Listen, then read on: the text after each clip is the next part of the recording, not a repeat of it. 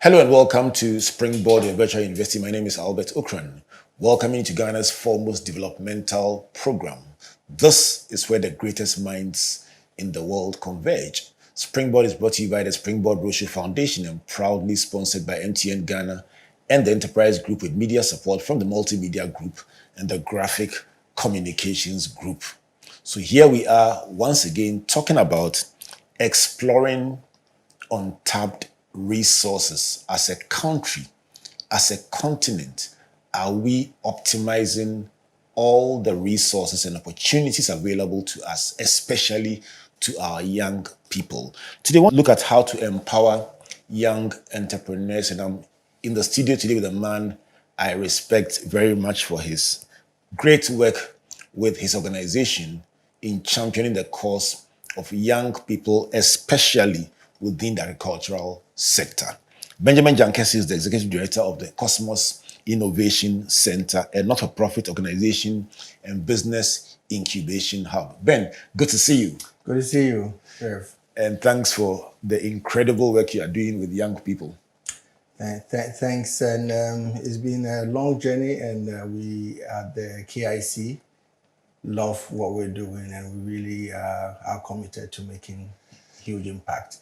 How critical, how important is entrepreneurship, and by extension, empowering young people to pursue entrepreneurship? How critical is it to the continent's developmental program? It is almost like air, because you say when you're trying to grow an economy, you are trying to grow a continent, and you have a bunch of young people that are looking for work to do.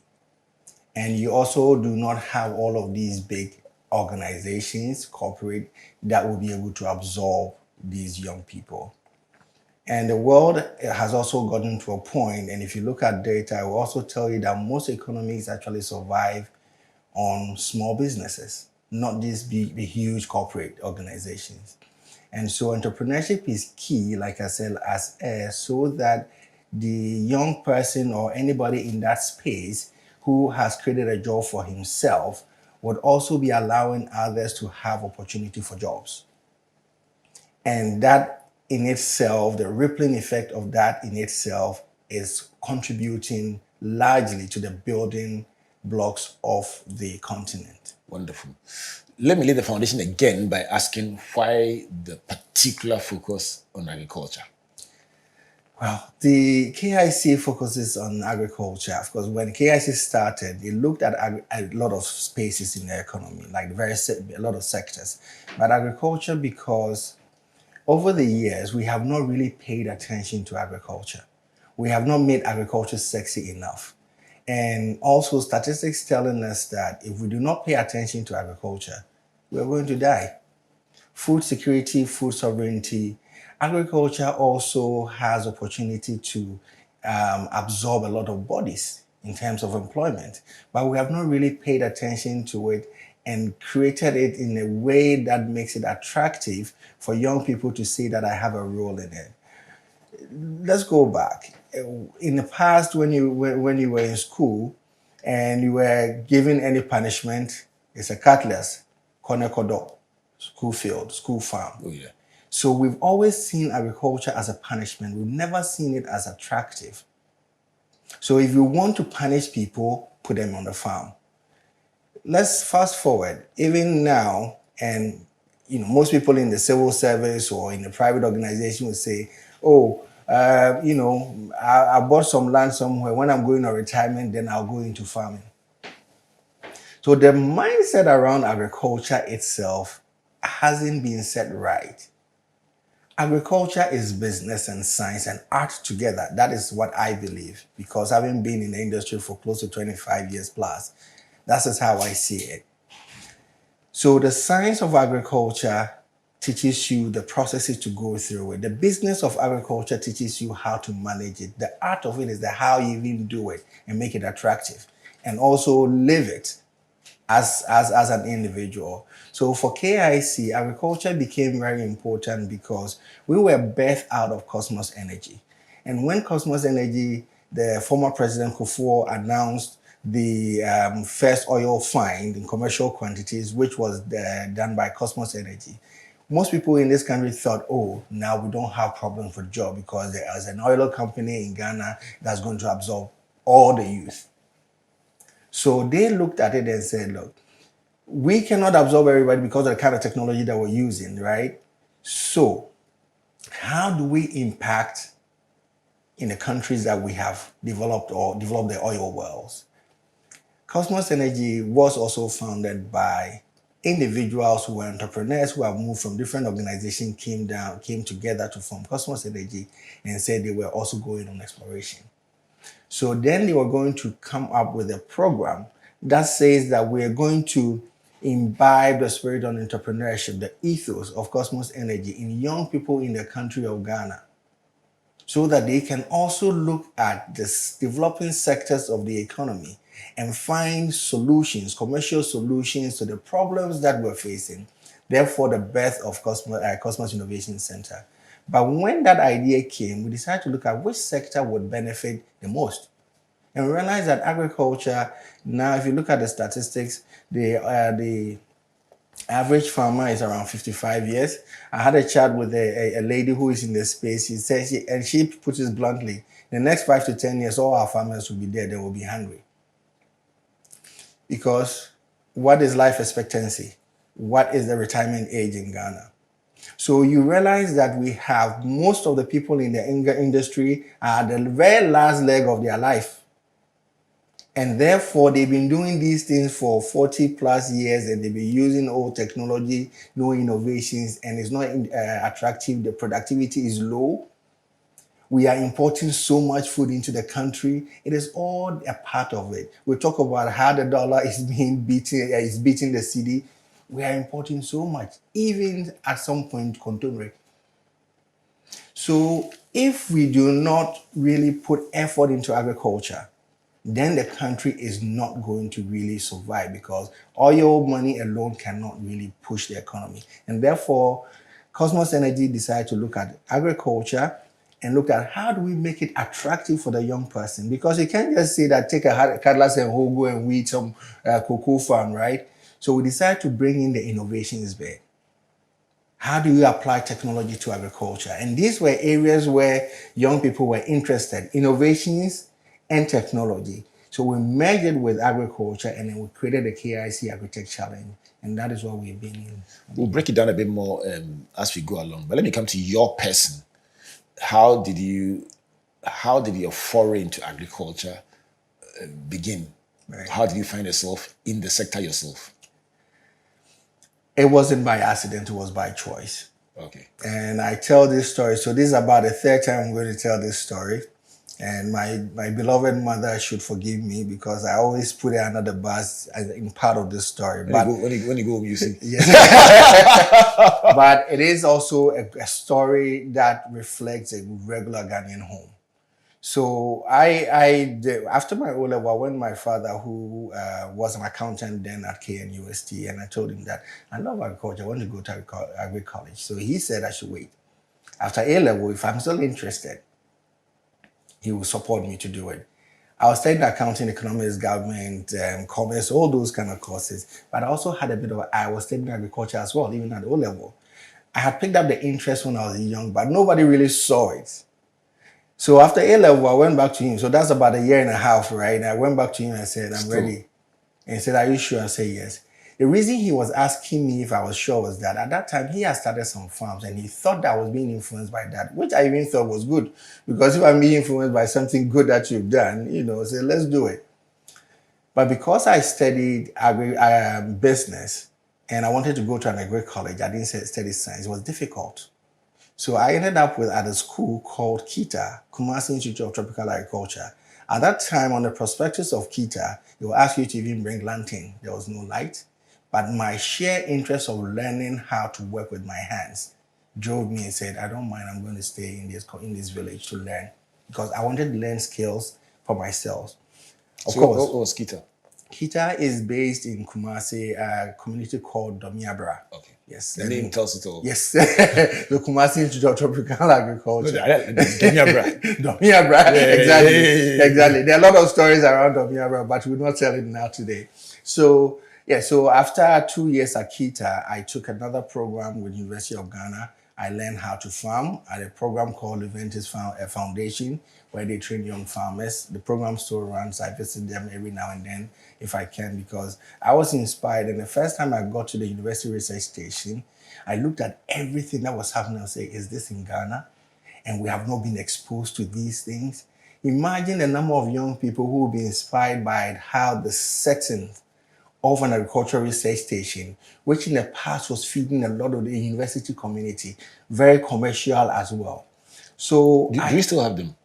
We still have university farms? University farms, but the question is, what has become of our university farms? Even as far back as in 2000, when I was part of the Leventis training program, we went to Kede, and I realized that even the the rubber plantations were not being managed by the university, but it was owned by the university. A private person ran that, was able to tap the rubber, pay staff, and still give university some money. So opportunities are there, but I think sometimes the mindset around agriculture is not what has been done. So fast forward to my personal journey. So I worked with my father. We set up an orange juice factory in Kumasi, which is still running. My big brother is running it, and it was called Farm Fresh at the point. And that time, it taught me a lot. It taught me about how to really manage projects, how to manage people. And guess what, Albert? I was only 19, 20. So I learned through the doing. And I was so passionate about it. So I managed the farms in the morning, come home in the afternoon, work with the people, with the processors, and then also we'll be doing sales as well. Wow. So I did almost everything. That was how I cut my umbilical cord in the industry. And then after the Leventis training, I gathered so much information, and I felt like there's so much about agriculture people didn't know. So I decided to even go from one radio station to the other. Guess what? I was going to say that let us create an agricultural program, a content that we can speak to farmers across the country, because there's so much gap between research and practice. And I've said it so much within this period, 3 years, that we need to send information out there, because that is what will propel development in the agricultural space. And so luckily there was one radio station, Capital Radio at the time. They had a program that they decided to say, okay, let's try this guy. And it worked. And we started creating workshops, creating farmer association out of the radio content that we had built in that time, around that time. And so later I went back to school because my father was very keen on education. One day he called me and said, "Yao, I know what you know, but people don't know. Sometimes they want to see that paper before they pay attention to you." So I'm like, oh no, not again. So at that time I was on my farm because they are giving me land to set up my own farm around Akumadan, which I did. So citrus and mangoes, which are there now. And so I came home, and then I went to Central University to study agribusiness. Awesome. So looking back, your experience in the sector is the driving force for your role that you are playing right now in the KOSMOS Incubation Center. Absolutely. And I think it has also come with a lot of mentorship and people guiding this energy that I have. I have a lot of energy when it comes to agriculture, because I do not see anything impossible that we cannot do as a country, especially when it comes to agricultural landscape. And also the nexus of agriculture and other sectors of the economy is very, very important, but mostly we do not even pay attention to it. And I'll tell you some interesting ideas and businesses that we've invested in recently. We have a company called Kudutech. Kudutech was started by 4, I'll say medical students. So one in medical biotechnology, one in medical labs, medical engineering, and also an actual medical officer. Guess what they're doing? They're turning agricultural waste into sanitary pads. Wow. This thing, Right here in Ghana. right here in Ghana. And they were inspired by KIC. We took them through market research to understand problems. So they study the problems, they look at the space, and then they create solutions, commercial solutions. And Kurutech is based in Tamale. So this is actually between agriculture and health, also looking at climate change. Because now we're not going to allow the waste on the agricultural farms or the farms to create the methane that we're all talking about. And there's another one, a young midwife from UNER. So Koditech is from UDS, from UNER in Sunyane, also turning agricultural waste into birth mats. Wow.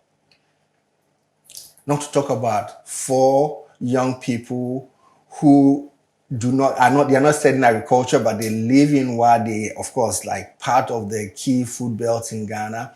And they see the stress that their fathers, their mothers, sisters go through to get even tractors, and they have built a tractor. So from where you sit, just taking the narrative we've shared so far, I can see a couple of opportunities that you are talking about. First of all, you say agriculture and the extended value chain brings on a number of bodies. That means that it creates employment much faster than some of the other sectors that we tend to highlight. I also see from what you're saying that it's providing new openings in the economy, and by extension, you've mentioned Wa, mentioned Tamale, mentioned Sunyani. It will probably mean also solving the rural-urban migration. Yep. Let's go back to the original issue that you mentioned of mindset, because it would seem that to the extent that people still see it as an alternative to the real life, the uptick, the onboarding will not be as fast as we all want. You and I would like to see it happening in millions. What's the driver of this perception that it is not for serious people? Back to my story. So my father agreed that he was going to help me. So I went through all this process. But before I got through the process, studying and all of that, my mother was not in agreement. Why? She was worried that her son, who is studying accounting and economics, who could become an economist or an accountant in the future, is choosing to go and read or do farming. She was worried about me. So she had to call the church elders to counsel me and pray for me. Yeah, rightly so. Because it's like there's something not really working well. I say rightly so because on the lighter side, my mother didn't bother to call the church elders. She prayed for me. She prayed for me, but she called my father's ghost to wake up from the dead and come and join her and pray because what I was saying didn't make sense. And I just want to allude to the struggle that sometimes parents have to appreciate the career choices their children are making. And one of the things, I mean, to be fair to them, is because when they look around, they can't see anybody who says they are in that field. No example. Who has made it. So why are you trying to give me a heart attack? No example. So how do you navigate that one? So I told my mother, so we have a contract. I told her that, look, everything that I put myself into, I am successful at that. So if you want me to wear jacket, tie, everything, I can do that for you even when I'm going to sleep. But for now, this is what I am passionate about, and I promise I'll be successful and take care of you. Well, now we're happy. Yeah, that's the ending. And they lived happily ever after. Exactly. I dedicate this part of the story to your mother. Mothers are wonderful people. Absolutely. So you see, the mindset is not about the child. The mindset is about the whole family. The system that supports the child. In Ghana, in Africa, we say it's a community that raises a child. So if my community doesn't really support what I'm doing, I am most likely to shift to where they are all thinking I should be going. And so it is always difficult when you come up with a novel idea and if you don't have the right systems. And thankfully now we have a lot of programs like the KIC also being supported by the MasterCard Foundation, etc. That is creating a whole space, a safe haven for crazy young people in quotes who are thinking out of the box and looking at doing something different from what the community wants them to be. So moving, shaping, run away from the stereotype and then becoming their own self and creating businesses and creating opportunities for others. In our experience, and you say this so beautifully, in our experience, working similarly on a mindset change program, Springboard, and working with the MasterCard Foundation, it's obvious that just the fact that known programs like ours that have been on the field for 17, 18 years, engendering a focus on entrepreneurship, career development, leadership, and so on, is now working extremely focused on inspiring young people to take a second look at agriculture, agribusiness, and ATV. Suddenly they are saying, okay, so yeah, on social media, you've seen this one too, and that one too. And typically you go on the field or the schools and everywhere with role models that they look up to who are in the space and young people like them who are doing incredible things. And then suddenly it's like a light bulb moment. How powerful is the use of models? People like you are talking. So anyone who's listening to you is saying, okay, that's one, at least that's one story I can relate to. How powerful is the use of models in changing mindsets? Extremely, Albert. Because you need to be able to point to the guy who's done it. Once somebody's done it, it's possible.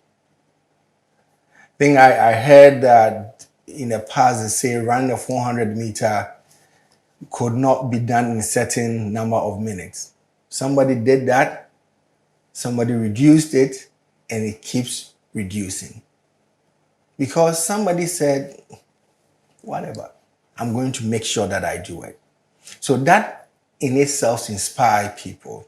So one of the things that got me interested in agriculture, and I'll tell you, and last year, or 2 years ago, we invested in one company that is doing something. One of the key things that inspired me to agriculture.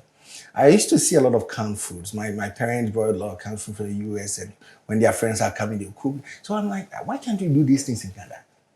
In my young mind, right? So anytime I see them open canned mushroom, I'm like, why can't we do this? And a gentleman came to church one day and talked about opportunity to grow mushrooms and snails for international market. They were actually looking for lots of snails and they were not getting them, so teaching people how to grow snails and all that. I was very young. I think I must have been around 13 or so. That was in my mind. So imagine we're growing mushroom, growing snails and canning them. I was thinking about all those things. But I never got to do with them to can them. But of course, I grew mushrooms, I grew snails and all of that. But just because I've seen that it is possible from somebody's country, I was able to dream it. Now today, a group of young men have done it and they are canning mushrooms from our program. They've set up their business in Kogu Abetifi area where they are quietly there doing their business. Agro empire. So putting an agro empire in front of a group of young people saying, this is our journey, this is what we've done, this is the numbers, or these are the numbers we are making in terms of revenue, these are the number of people we are employing, these are the number of farmers that we are supporting. That tells every young man in Kogu or across the country, like, there's something I can also do. So it's very, very important. Wa, Tamale, Sinyani, Kogu Abetifi, what do they have in common? Which category of people, what kind of people does KOSMOS support?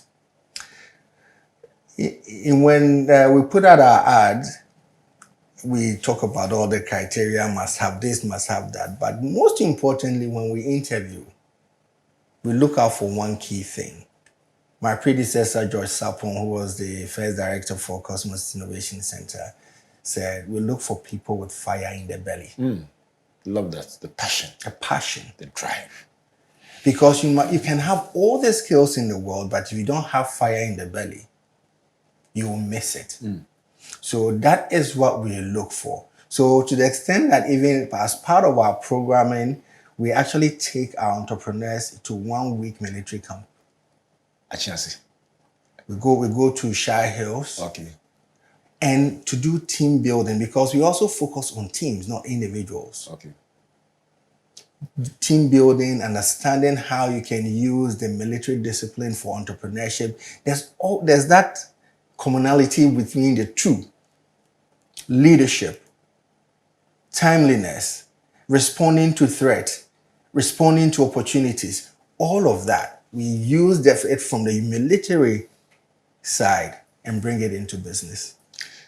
These attributes that you mentioned, every solid entrepreneurial program will highlight these attributes: discipline, timeliness, commitment to contract, ability to respond to disruptions or crisis.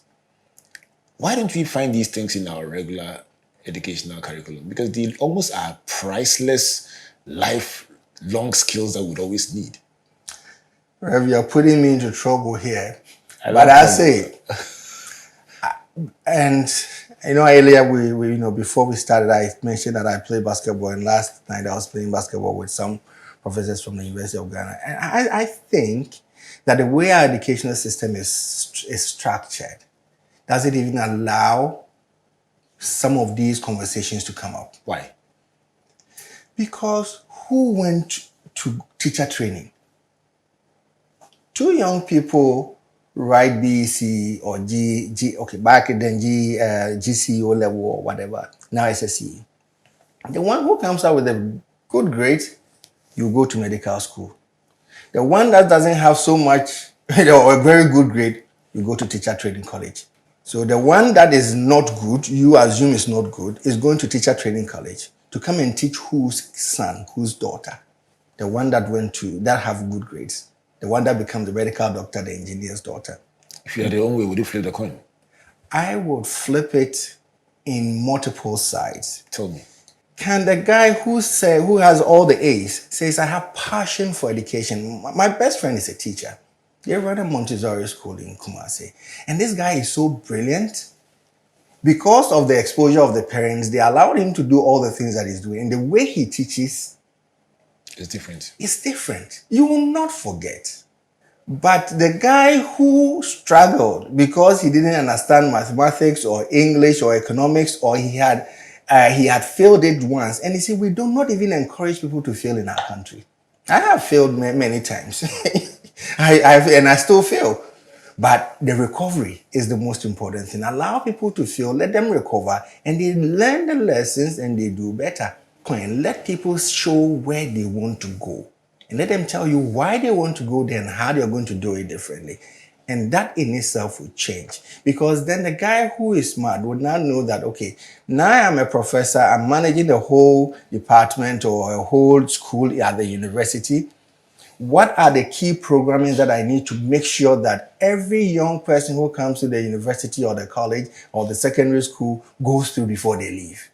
They will put it together because they feel confidence within themselves and they don't feel inadequate. Sometimes, a little bit of inadequacy. I had that challenge when I was in school.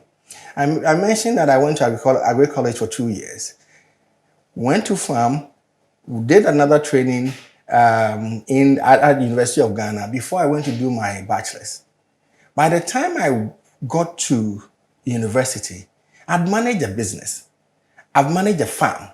I've gone through the rudiments of agriculture. You're not the one coming to teach me all of these things. So I'm asking you, all the things that you're teaching, how does an agribusiness student make big money out of it? You get angry. Since then, I'm not going to say the rest of the story. If you want to hear another part of this story, when I come back from the break, I'm going to be asking my guest, Ben Yao. I heard a Yao. Yeah. Yours a middle name, and I'll tell you his other nickname when I come back. But I'm going to ask Ben, what are the tough challenges that young entrepreneurs face? And what would be his recommendation to young people who say, well, I hit the road trying what you're seeing, and I came against some really big stumbling blocks. If you are an entrepreneur facing huge challenges, Please stay with us because when we come back, we'll be talking about some of the common challenges and how to get around them. And if you just joined us, this is Springboard, your virtual university. Today, talking about unlocking or unleashing untapped resources and untapped potential. My guest is Benjamin Gyan-Kesse, Executive Director of the KOSMOS Innovation Center. And Ben, you tell you a beautiful story about your own life and your own journey. There's nothing more sweet than a real human story to explain a movement, to explain a process, to explain an initiative. And I like the way you've captured your own story. So Springboard is brought to you by the Springboard Roadshow Foundation and proudly sponsored by MTN Ghana and the Enterprise Group with media support from the Multimedia Group and the Graphic Communications Group. Let me share the enterprise tip for the day. The question is the difference between home insurance and content insurance. What's the difference between home insurance and content insurance? And the answer is simply this. Content insurance focuses on the valuables other than the building in the home, whereas in the broader context, the home insurance includes the value of the building and the value of the content. So I guess you know the answer. Go for home insurance to cover everything. This tip is brought to you by the Enterprise Group. The number to call 030-263-4777. Email info@myenterprisegroup.io. Enterprise, your advantage. Let's go for a break. When we come back, let's go into the pot and see some of the big success stories in the KOSMOS story.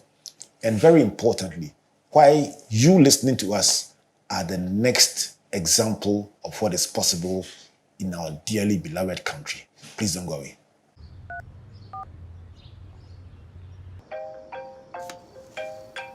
Hello? Bye. Well, everybody's heard about the bird. Bird, bird, bird is the bird. Bird, bird is the bird. Well, don't you know about the bird? Well, everybody knows that the bird is the bird. Bird, bird, bird is the bird. Everybody knows about the bird. Bird, bird, bird.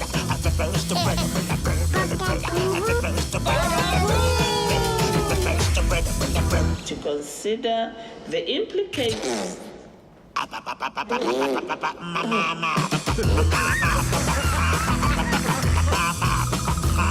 Hello? Everybody knows that the bird is the word.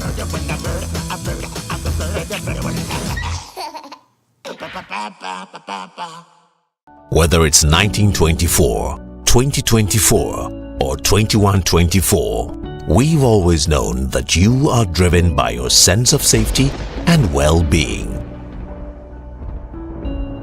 It is what drives us to see you through from start to finish, from small to big.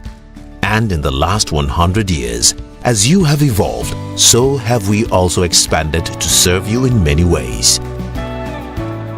From cradle to grave, with expertise in insurance, life, pensions, properties, health, and for those beautiful memorable goodbyes. It's 2024, and in all our markets, our pedigree is recognized, our strength respected, our expertise valued, and our solutions sought by all who desire an advantage in life. Experience the time-tested and truly trusted 100 years legacy of Ghana's oldest insurer. Take charge of your future now. Insurance, life, pensions, property management, funeral services, health insurance. Enterprise, your advantage. This be me, Kobe, aka Kube Boga, KB for short. And this is my sweetheart, Obahima. Today, I get big surprise for her.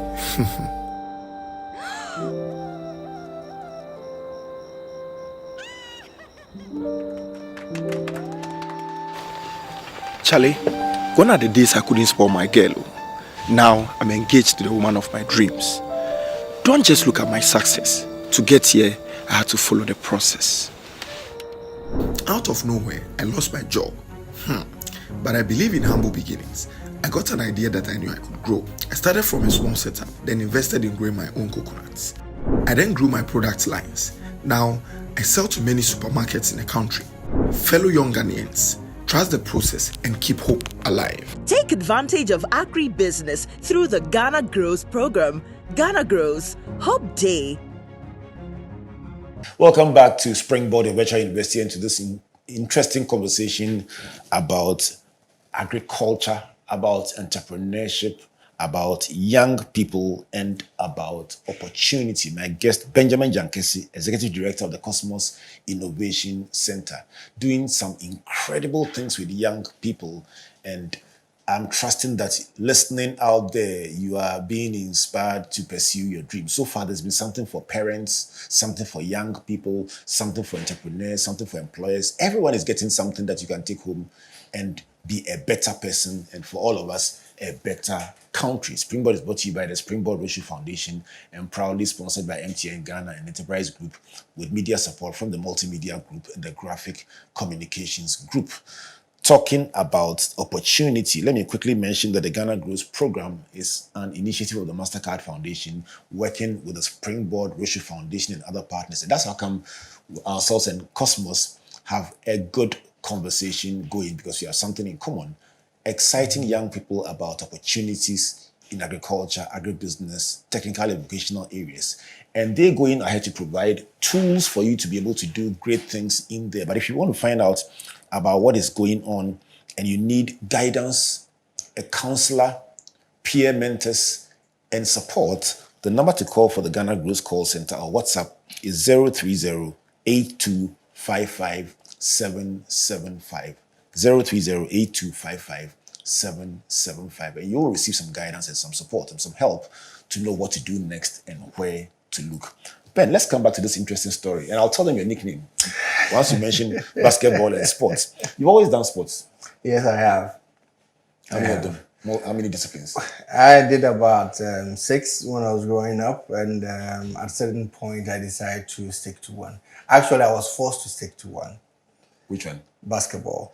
Is there a correlation between sports, the military, and business?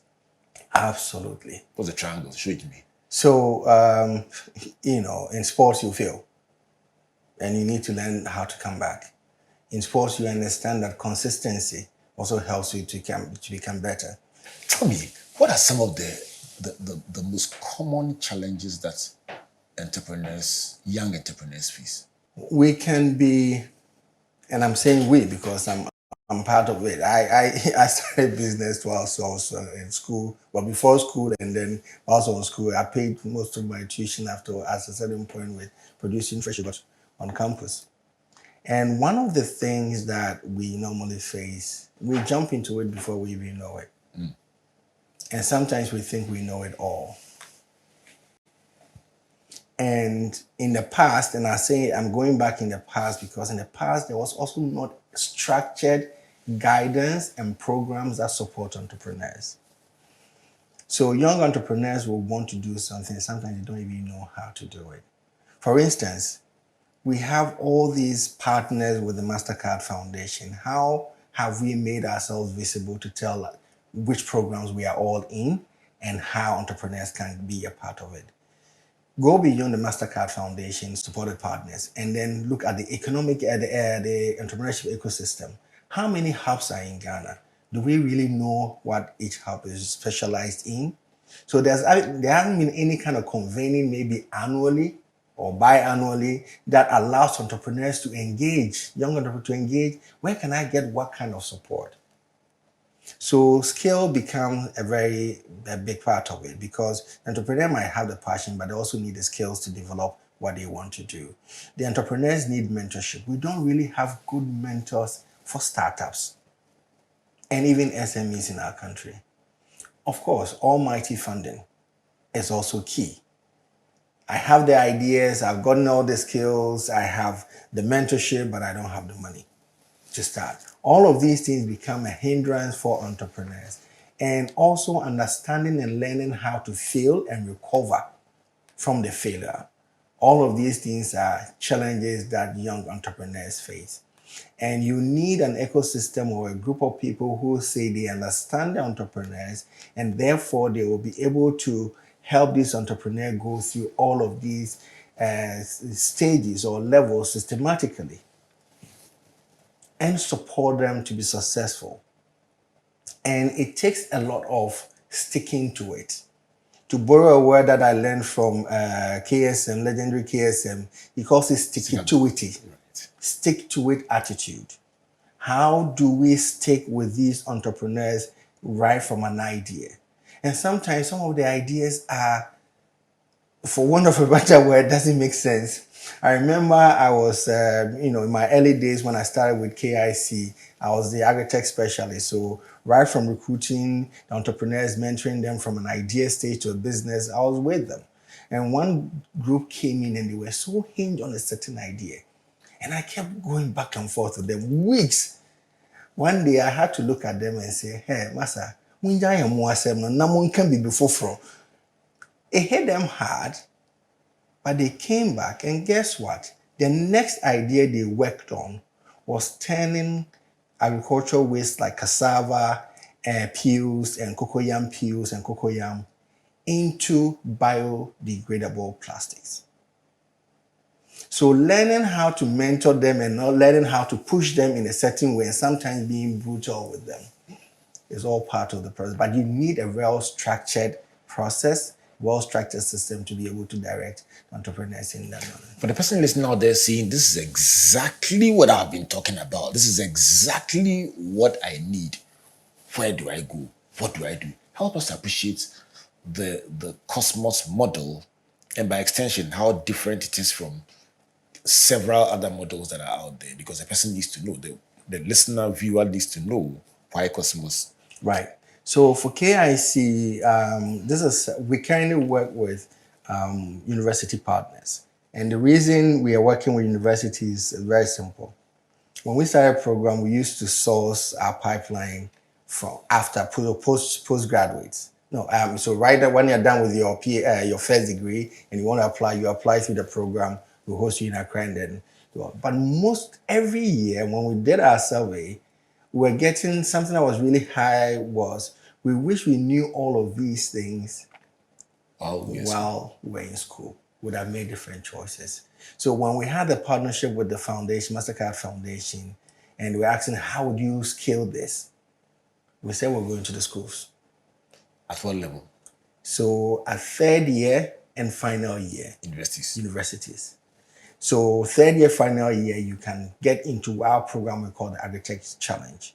And the Agri-Tech Challenge takes you through an entrepreneurship experience that allows you to go across the country or wherever you are to understand the pain points of the value chain actors.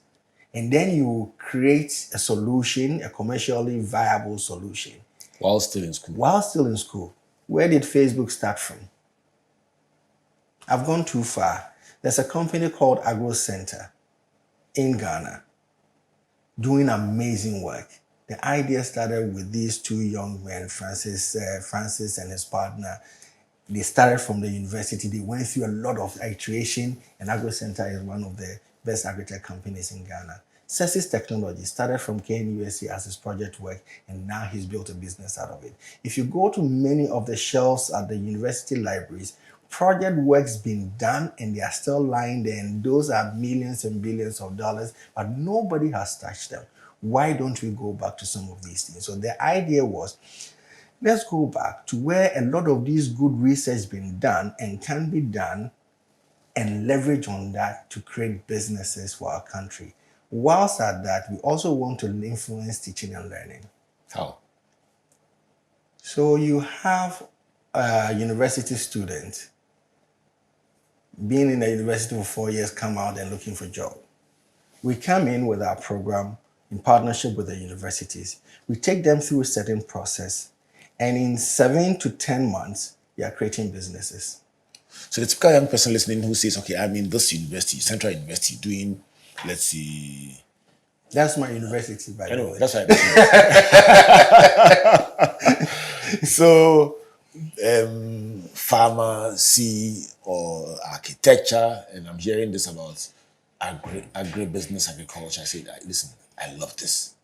So then they apply to KOSMOS to join the program? So we put a yearly call out there, and I think if I'm correct, we still have a call out there for 2024. Going as we speak. As we speak. Right. So if you go onto our website, there's a link that says Agritech Challenge Classic is open. And you click the link, you choose the region that you are. So because of our partnership with the various universities, it would also tell you which university that you can apply to. The fact that we're working with the university doesn't mean it's only for the students of the university. Okay. The universities are like our host. So we kind of decentralize our programming to be able to reach a larger audience and give more young people the opportunity. So if it is KNUST, and I mentioned KNUST because it's just my neck of woods in Kumasi, I'm a American. I can tell. So, you click and then you can just start filling out the forms. You ask for some details, your name, blah, blah, blah, all the way to the last question. And then once you submit, they would also call you for an interview to ask why you want to be part of the program. I try to assess your background and everything. And once you qualify, they put you into the program. Our interviews are, like I said, at the end of the day, we want to see real passion. Do you have the heart for it? Are you ready for it? Or you think it's just another program that you want to be a part of? And so that is why. So now you have us in all across the country, including 4 other agricultural colleges, which are the Ohio Agricultural College, Kwadaso, Ejura, and Damango. So the typical person who has finished the 7 to 10 month program, what do they have? So they would have at the minimum a prototype of a business that they can move on. So we have another program called the Agritech Challenge Pro. And at that point, they get into pitching for funding. So the classic is for the learning. The learning and at the minimum getting your prototype. Okay. So that you can show to any other investor or any other organization that wants to pick you to the next level. And you mentioned also that they work in teams. Absolutely. Help us to understand what you mean by that. So we in our businesses,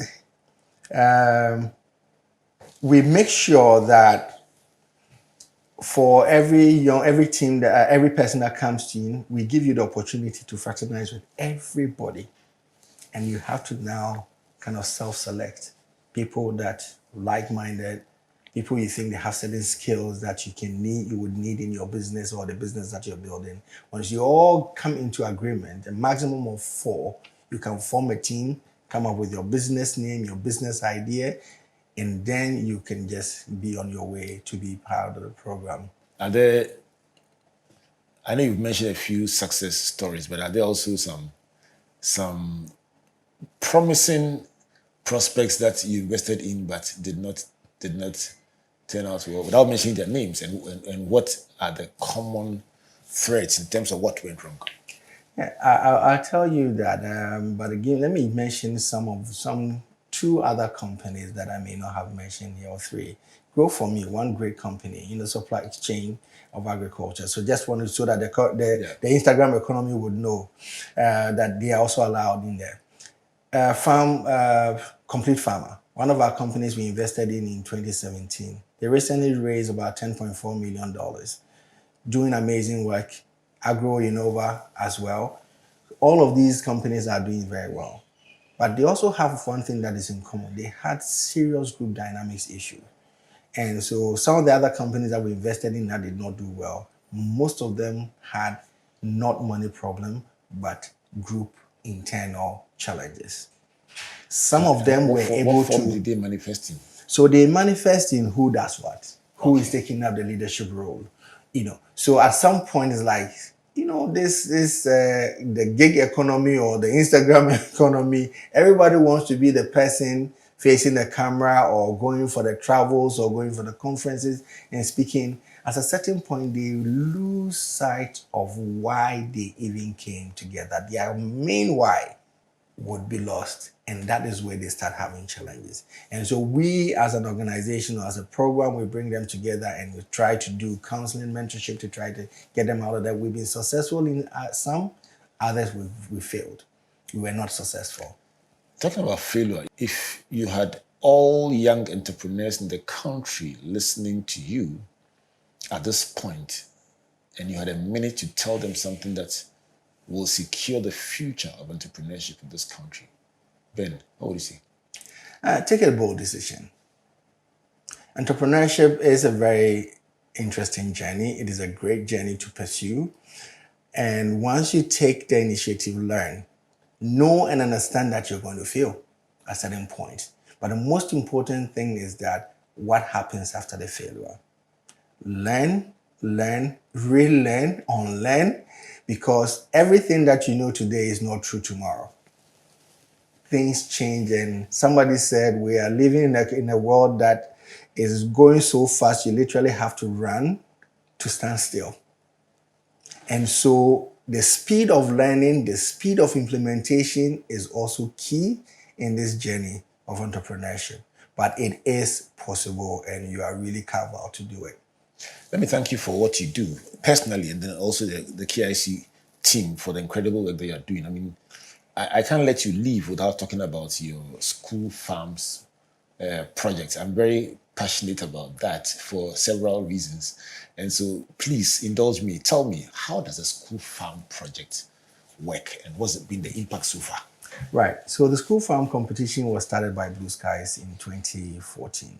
And I was lucky to be there when they started because I was working in a different organization wanting to support that. They started, and the whole idea was to encourage young people to get into agriculture, because now we don't even have agriculture in our curriculum again for the students to learn. And the old time school farms are not there. So bring the law back of agriculture in the schools. And since 2014, they have been working in the Eastern region and slightly as part of Central region. And as at the time we partnered with the Blue Skies Foundation, they were around 60 schools. So we're 60 schools. So we expanded the program to about 100 plus. And then last year we did about 210 schools. And Blue Skies Foundation said, well, KIC, you're doing a lot. We are happy to be a partner, but we will it off to you to take this and take it as far as you can. Wow. And this year we're going to be working with 530 schools across the country. What is most significant about the Blue Sky, the school farm competition, is the transformative journey that the young people go through. They learn business and arts, science through the participation in the school farm competition. So sowing the seeds. So we actually give them like a package, a starter pack. So they choose the starter pack they want, and they go through the actual production of vegetables on campus. We have the teachers that have been trained, that are like the mentors, and they guide them through the process. At the end of the year, we also reward some of the best schools with computers to also improve the teaching and learning in the schools.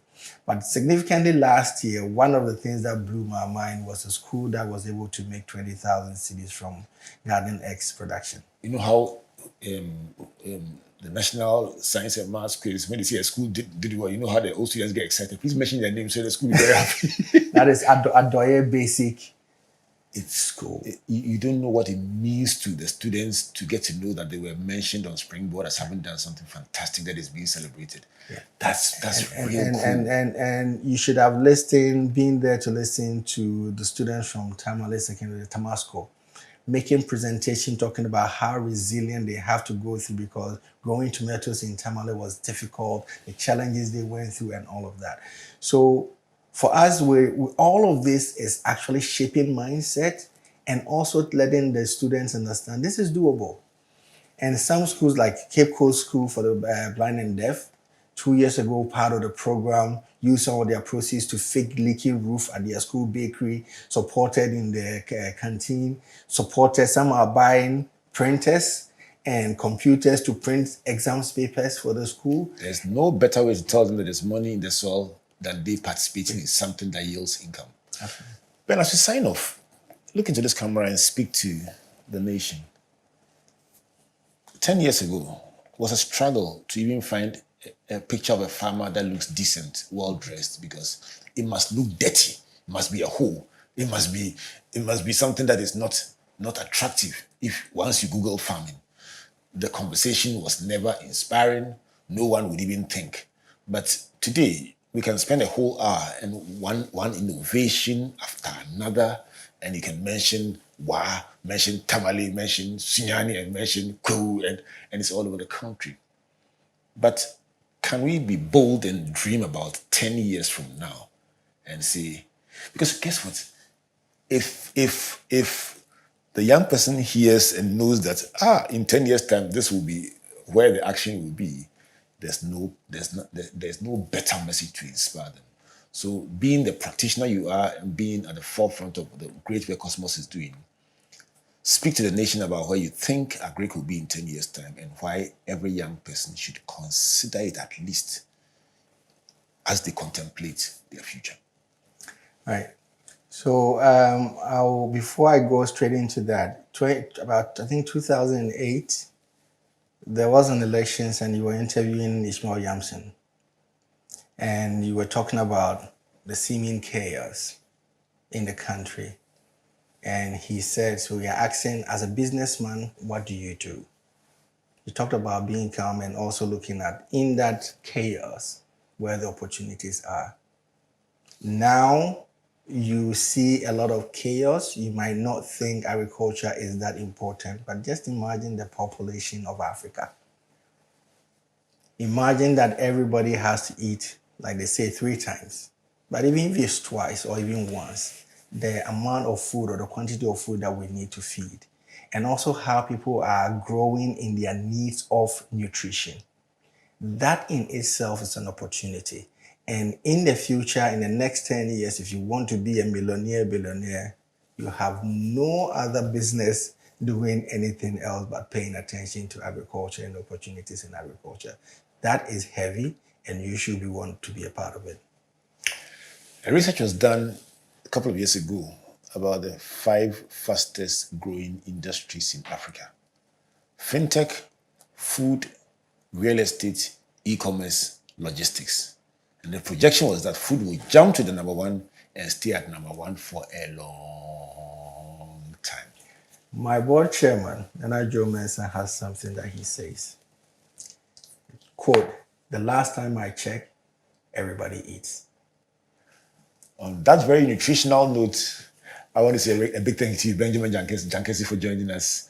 He's the executive director of the KOSMOS Innovation Center. We've been talking about entrepreneurship, about young people, about Africa, about opportunity, and about a step-by-step guide to becoming the very best of ourselves. Thank you so much for coming.